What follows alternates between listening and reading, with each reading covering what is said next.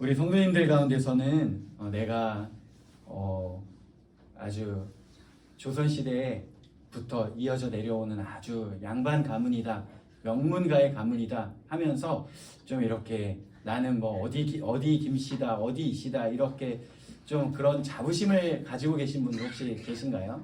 네, 그런 분들 혹시 계실 수도 있습니다. 제가 이렇게 역사 드라마를 즐겨 보면서 항상 생각하는 것이 두 가지가 있어요.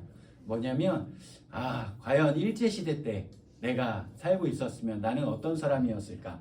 나는 독립운동가였을까? 아니면 나는 이렇게 친일파로 살아갔을 것인가?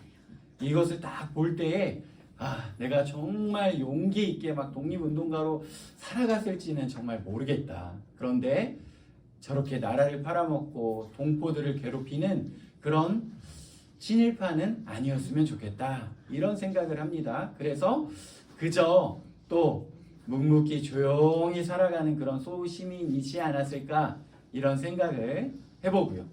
두 번째로는 이제 이런 역사 드라마를 볼 때에 아주 지체 높은 왕족이나 귀족이 있잖아요. 그리고 또 아주 힘들게 살아가는 노비가 있습니다. 그래서 과연 나는 그 시대에 살아갔다면 어떤 신분의 그런 사람으로 살아갔을까? 이렇게 한번 생각을 해보는 거예요. 또 왕족이나 귀족의 삶도 좋지만 이런 노비의 삶은 아니었으면 좋겠다, 이런 생각을 해봐요. 왜냐하면 드라마로 다 전달되지는 않지만 그 노비의 삶이 너무나도 비참하고 너무나도 힘들기 때문입니다. 예전에 진품 명품이라는 그런 프로그램이 있었어요. 그 프로그램에 자신의 집에 있는 물건들을 가지고 나와가지고 전문가들에게 감정을 받고 이게 진짜인지 가짜인지, 진짜라면 과연 얼마 정도 되는 가치를 갖고 있는지 감정을 받는 프로그램이 있었습니다. 근데 어떤 집에 어떤 사람이 부모님 때로부터 또 할아버지 때로부터 내려오는 집안의 어떤 문서라고 해가지고 가지고 나온 거예요. 상태도 깨끗하고 아주 좋은 상태여가지고 이것은 분명히 아주 우리 집이 명문 가문일 것이고 그 명문 가문에 대대로 내려오는 우리 집안의 족보일 것이다 해가지고 이 사람이 진품 명품의 그 문서를 가지고 나왔는데요. 아니나 다를까 이 전문가들이 이거를 딱 보고 이거 노비 문서라고 이야기를 하는 것입니다. 예. 그러니까요, 그것을 가지고 나온 사람의 얼굴이요 사색이 되는 거예요. 처음에는 아주 당당하게 이게 우리 집에 아주 명문가의 족보일 것이다라고 생각을 했는데 노비 문서라고 하니 얼굴이 사색이 된 것이죠. 이것은 뭐 두 가지로 해석될 수 있습니다. 이 사람이 집안이 이 족보인 줄 알았더니 노비였다, 노비 가문이었다, 이렇게 해석이 되어지는데요. 사실은 그것보다 더 확실한 해석은 그 집안이 좀 잘 사는 집안이었을 거예요. 왜냐하면 노비가 노비 문서를 직접 그렇게 보관하고 대대로 내려오지는 않거든요. 그렇기 때문에 실질적으로 이렇게 노비 문서를 가지고 있을 정도로, 노비가 집안에 있을 정도로 이 집안이 꽤 부유한 집안이었을 것이다 라고 좀 해석해 볼 수 있는데요. 왜 그 사람의 얼굴이 이것이 명문가의 족보라고 생각했을 때는 아주 당당했었는데 노비문서라고 하니까 얼굴이 사색이 되었을까요? 그것은 이 명문가의 인생과 그리고 노비의 인생은요 하늘과 땅 차이이기 때문이에요. 이것은 정말 천지 차이이기 때문입니다. 우리가 이런 것들을 또 상상해 볼 수 있잖아요. 드라마를 통하여, 영화를 통하여 우리가 또 유추해 볼 수 있어요. 또 제가 좋아하는 우리 성도님들은 다 말씀만 보시고 또 기도만 하시니까 제가 본 드라마의 요약을 제가 해드릴게요. 미스터 션샤인이라는 드라마가 있는데요. 그 드라마에 아주 명문가의 그 애기씨가 있어요. 그 애기씨는요, 그 할아버지가 왕의 선생님이에요. 그러니까 얼마나 그 집안이 대대로 그런 귀족 가문이겠습니까? 그 할아버지가 왕의 선생님이 될 정도의 명문가의 그런 애기시다 보니까요, 얼마나 귀하고 귀하게 자랐는지요, 사람들이 정말 귀하게 대합니다. 그리고 모르는 사람이 없을 정도예요. 어느 날 이제 이 식솔들이 잠깐 심부름을 간 사이에 예기시가 기다리고 있는데 이 이방인이었던 다른 나라에서 살다가 돌아온 이 남자가 말을 거니까 이 예기시가요 이렇게 이야기를 해요. 나를 못 알아보는 거 보니, 그리고 나를 이렇게 길에 세워놓고 말을 거는 것을 보니 여기 사람이 아니구만 이렇게 이야기를 해요. 그러니까 그 사람이 황당해하면서 아니 뭐 당신을 다 알아야 됩니까? 그러니까 이야기를 하는 거예요. 조선 팔도에 나를 모르는 사람이 없고 나를 이렇게 길거리에 세워둘 사람이 없다 이렇게 이야기하는 거예요. 이게 그런 아주 사대부 집안의 손꼽히는 양반가의 그런 사람의 삶이라는 거예요.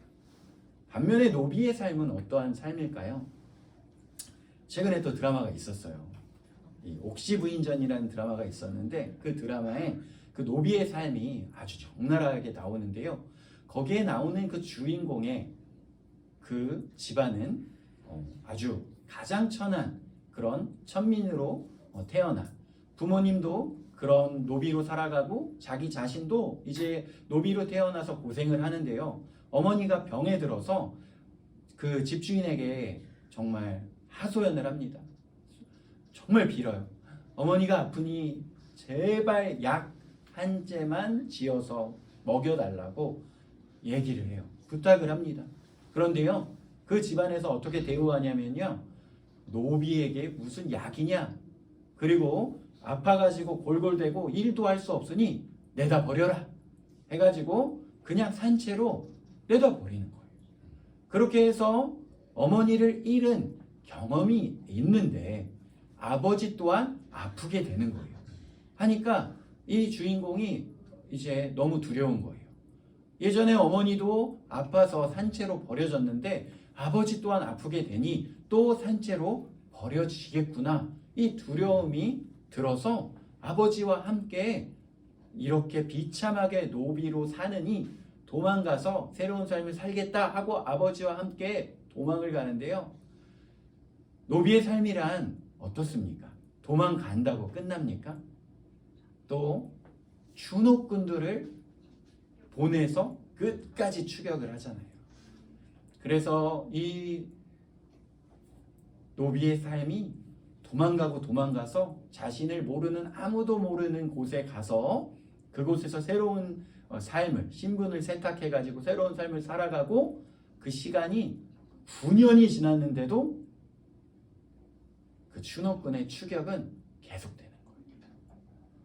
그만큼 이 노비의 삶이라는 것은요 굉장히 힘들고 우리가 정말 상상할 수도 없는 그러한 삶이라는 것입니다. 우리는 과연 우리의 인생이 어디에 속한 인생일까요? 저는 우리가 시작할 때 이야기한 것처럼 그런 시대에 살았다면 나는 어떤 신분으로 살았을까 생각을 해봅니다. 김해 김씨라고 했어요.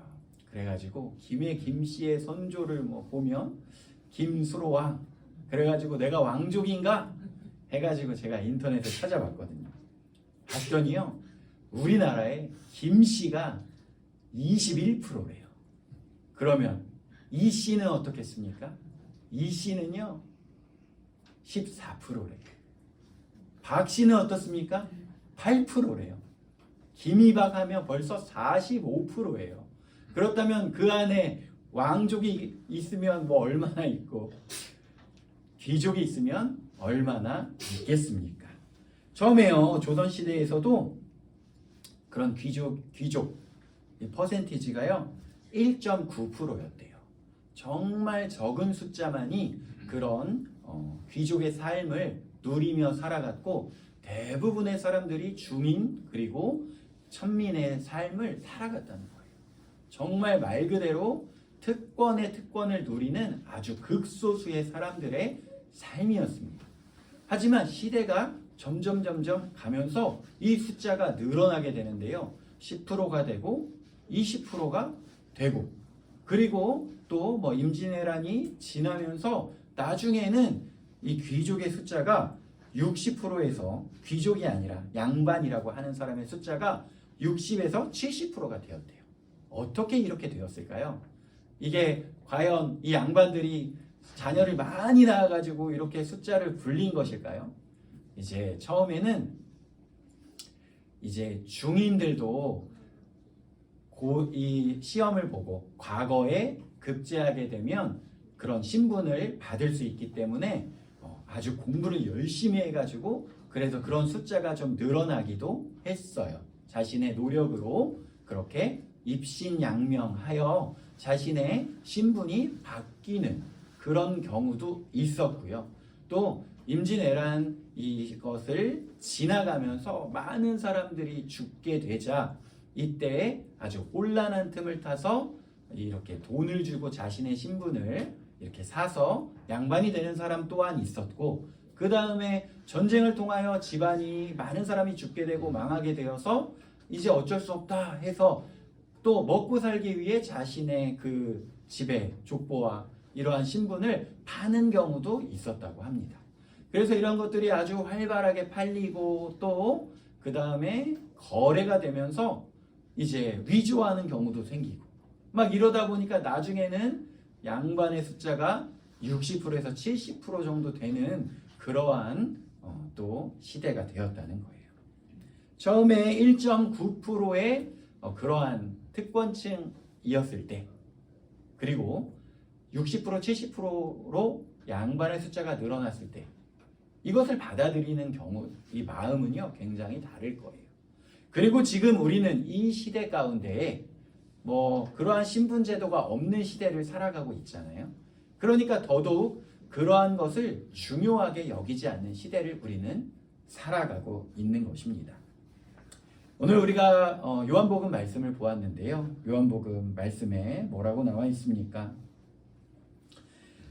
1장 12절 말씀을 우리 같이 읽도록 하겠습니다. 시작. 영접하는 자 곧 그 이름을 믿는 자들에게는 하나님의 자녀가 되는 권세를 주셨으니. 아멘. 우리가 지난주부터 요한복음 말씀을 살펴보고 있습니다. 요한복음 말씀을 통하여 정말 예수 그리스도께서 태초부터 이 모든 것이 만들어질 때부터 함께 계셨고 그분께서 빛이 되신다는 것을 이야기했어요. 그리고 그분을 믿을 때에 영접하는 자, 곧 그 이름을 믿는 자들에게는 하나님의 자녀가 되는 권세를 주셨다고 이야기를 하고 있습니다. 제가 이거를 조금 이해하기 쉽게 세 번역으로 한번 읽어드리겠습니다. 그러나 그를 맞아들인 사람들, 곧 그 이름을 믿는 사람들에게는 하나님의 자녀가 되는 특권을 주셨다. 이렇게 이야기하고 있습니다. 예수님을 믿고 예수님을 받아들이는 사람들에게는 하나님의 자녀가 되는 특권을 주셨다. 우리는 하나님의 자녀가 되는 특권을 가진 사람들이에요. 그런데 이것을 우리가 얼마나 감사하고요. 우리가 이것을 얼마나 누리고 살아가고 있을까요? 이 하나님의 자녀가 되는 권세라는 것은요. 정말 대단한 것입니다. 엄청난 거예요. 그런데 우리가 이 시대를 살아가면서 그것을 잘 생각하지 못하고 살아가고 있는 거예요. 한번 생각해 보십시오. 이 양반의 삶, 그리고 아주 지체 높은 그 사대부의 삶과 노비의 삶을 비교해서 우리가 생각을 해보았어요.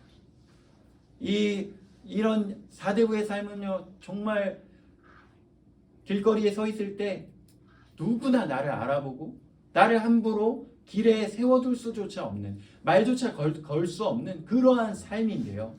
노비의 삶은 정말 비참하고 너무나도 힘든 그러한 삶이라는 거예요. 그런데 이것을 노력으로 이 노비의 삶에서 양반의 삶으로 옮길 수 있습니까? 그렇지 못한 것이에요.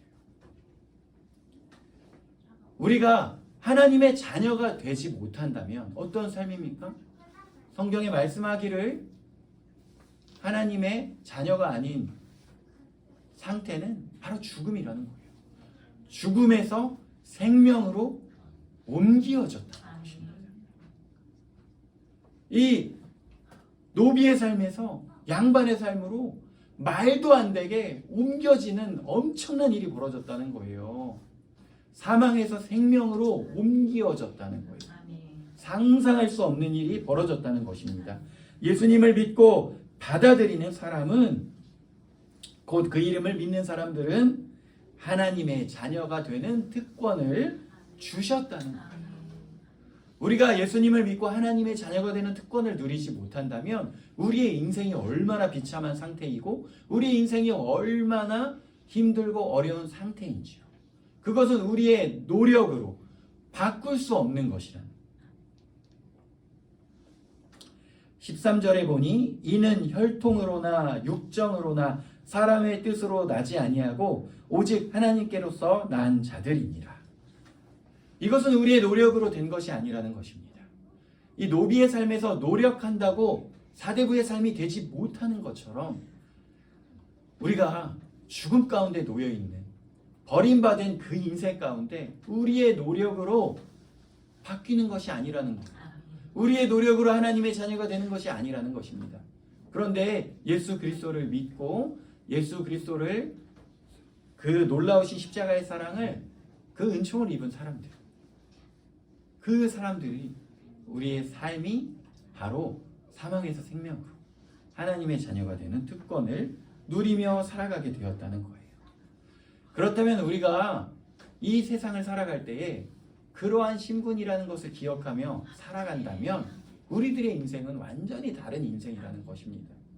우리가 세상 살아가면서 하나님의 자녀가 되었고 이제는 하나님과 동행하는 삶을 살아가기 때문에 우리의 삶이 굉장히 대단한 삶이라는 것을 우리가 기억해야 하겠습니다.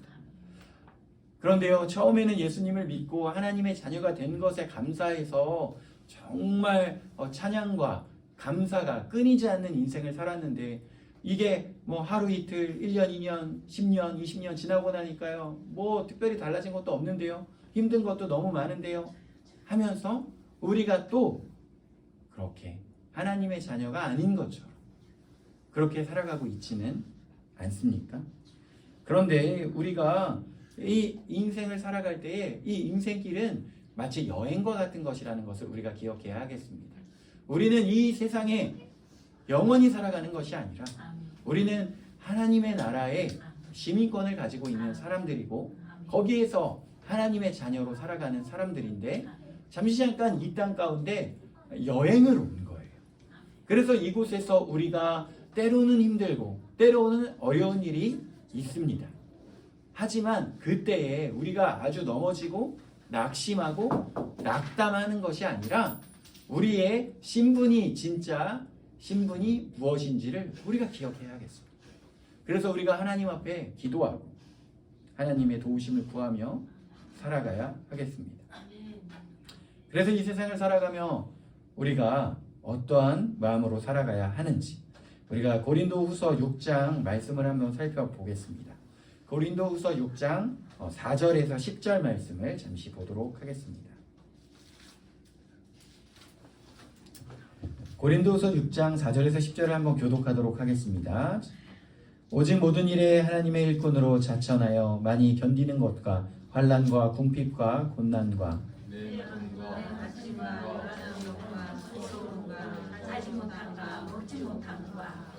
깨끗함과 지식과 오래 참음과 자비함과 성령의 감화와 거짓이 없는 사랑과 진리의 말씀과 하나님의 능력 안에 있어 의의 명리로 좌우하고 영광과 욕됨으로 말미암으며 악한 이름과 아름다운 이름으로 말미암으며 속이는 자 같으나 참되고 유명한 자 같으나 유명한 자로 죽은 자 같으나 우리가 살고 진리를 받는 자 같으나 죽음을 당하지 아니하고 근심하는 자 같으나 항상 기뻐하고 가난한 자 같으나 많은 사람을 부요하게 하고 아무것도 없는 자 같으나 모든 것을 가진 자로다. 아멘. 우리가 이 세상을 살아갈 때에 때로는 수치를 당하고 비난을 받고 또 힘들고 어려운 일들이 일어납니다. 하지만 우리는 그것으로 끝나는 것이 아니라는 거예요. 우리 인생 가운데에 우리는 하나님께 예배하고 하나님께 찬양하고 기도하며 나아갈 때에 우리는 하나님의 자녀로 살아가고 있기 때문에 이 세상 사람들은 그것을 상상할 수도 없고 알 수도 없다는 거예요. 하지만 이름 없는 사람 같으나 우리들은 천국에서 유명한 자요, 이 세상에서 죽은 사람 같으나 살아있고 징벌을 받는 사람 같으나 죽임을 당하는 데까지 이르지 않고 근심하는 사람 같으나 항상 기뻐하고 가난한 사람 같으나 많은 사람을 부유하게 하고 아무것도 가지지 않은 사람 같으나 모든 것을 가진 사람이라는 것입니다. 우리가 그것을 기억하며 살아가야 하겠습니다. 나의 인생을 바라보면서 정말 이 생망이다, 이번 생은 망했다, 이렇게 고백하며 나아가는 사람들이 아니라 나는 왕의 자녀다, 나는 하나님의 자녀다. 이것은 나의 노력으로 그렇게 된 것이 아니라 우리가 아직 죄인 되었을 때에 하나님께서 우리를 택하시고 우리를 찾아오시고 먼저 사랑하여 주셔서 우리를 사망에서 생명으로 옮겨 주셨구나. 이것은 나의 노력으로 된 것이 아니라 하나님의 놀라우신 사랑으로 내가 왕의 자녀가 되었구나. 이것을 우리가 기억해야 하겠습니다. 이것은 정말 놀라운 일이라는 거예요. 그 드라마에서나 보는 그 노비의 삶에서 귀족으로, 왕족으로 바뀐 인생이라는 것입니다. 이것은 정말 엄청난 사건이라는 것입니다. 그래서 우리가 근심하는 사람 같으나 항상 기뻐하고 가난한 사람 같으나 많은 사람을 부유하게 하고 아무것도 가지지 않은 사람 같으나 모든 것을 가진 사람으로 우리가 그렇게 주변에 있는 사람들에게 생명을 전하며 많은 사람들에게 우리가 하나님의 놀라우신 사랑을 나타내며 살아가는 우리들의 인생이 되기를 원합니다. 내가 지금 가지고 있는 것 또는 내가 가지고 있지 않은 것으로 우리 인생이 판단받는 것이 아닙니다. 우리는 기도하고 있기 때문에 하나님께서 그것을 들으시고 우리들을 사용하여 주시고 인도하여 주신다.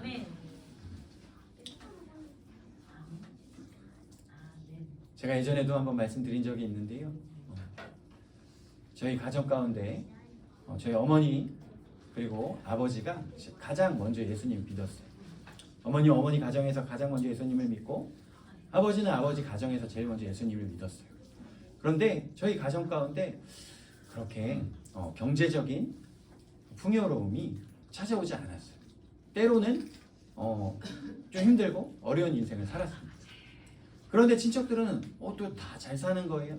그리고 그 가운데에 또 뭐 사촌 형들 중에서는 삼성에서 뭐 과장, 부장 이런 사람들도 나오고 그리고 아주 유명한 대학교에서 박사를 한 사람들도 나오게 되었어요. 근데 우리 가정 가운데에 예수님을 믿고 그런 가운데 또 아픈 사람도 있고 또 힘들고 어려운 일들을 겪으면서 때로는 낙심되고 또 낙담할 때도 있었습니다. 그리고 또 어려운 일 당할 때도 있었어요. 그런데 그 박사 그리고 뭐 삼성에서 과장 이러한 사촌형들이 다 저희 가정 가운데 찾아와서 어머니에게 그렇게 이야기한 적이 있어요. 작은 어머니 명절 때마다 우리한테 복음 전해 주셨잖아요. 저희 다 교회 다녀요. 지금 저희 자녀들도 다 교회 다녀요. 이렇게 이야기를 하는 거예요. 우리 지금 현재 그 상황들을 바라볼 때에 세상의 사람들은 가난하고 또 힘들고 어려운 인생이라고 교회를 다니고 예수님을 믿는다고 뭐 나아진 것이 없네 라고 판단할지 모르지만 그 가운데 하나님께서는 역사하시고 복음은 전해지더라는 거예요. 그래서 그 사람들 가운데 또 사촌형들이 또 이제 장로가 되면서 저희 어머니와 아버지를 초대해가지고 그렇게 저희 전도해 주셨잖아요. 그래서 이제 장로 장립 받습니다. 이렇게 초대해서 그렇게 또 장로 장립을 받는 일도 있었습니다. 이것이 무엇이겠습니까? 이름 없는 사람 같으나 유명하고 죽는 사람 같으나 살아있는 사람이요. 징벌을 받는 사람 같으나 죽임을 당하는 데까지 이르지 않고 근심하는 사람 같으나 항상 기뻐하고 가난한 사람 같으나 많은 사람을 부유하게 하고 아무것도 가지지 않은 사람 같으나 모든 것을 가진 사람이라는 것입니다. 우리가 우리의 상황과 환경을 바라보면서 낙심하고 낙담할 것이 아니라 나는 하나님의 자녀다. 나의 신분은 아주 높고 높은 왕의 자녀다. 이것을 기억하며 다시 한번 소망을 품고 살아가는 모든 성도님들과 저의 인생이 되기를 원합니다. 기도하겠습니다.